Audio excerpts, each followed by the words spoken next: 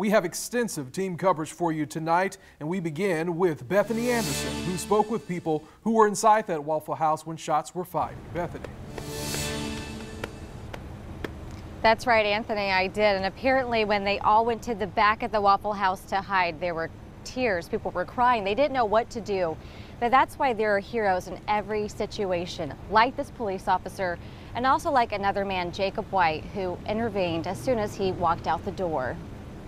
Heard multiple gunshots, heard a ricochet, and thought, hey, let's get back inside. Jacob White says moments after he stepped outside this Waffle House, he witnessed Jax Beach police firing shots at a man armed with a gun. I saw a cop over here with his gun drawn and thought, hey, let's get everybody in the back away from the gunfire. He yelled at this group of girls to move. As I walk in, they are right there, and I said, hey, everybody get back towards the bathrooms. This girl tells me Jacob and Waffle House employees are her heroes because she was frozen in fear. I didn't really know what to do. My friend had to push me out of the booth. But Jacob says he's not a hero. I was thinking, let me put myself in a position where if a gunman does enter and start shooting, that I can try to intercept. While Jacob is relieved the officer, shot twice while taking down the suspect, is going to be okay, he says he hopes this shooting will prompt city leaders to do something. Everybody's going out saying, oh, what a tragedy, I'll pray for them, this is a horrible thing, but like,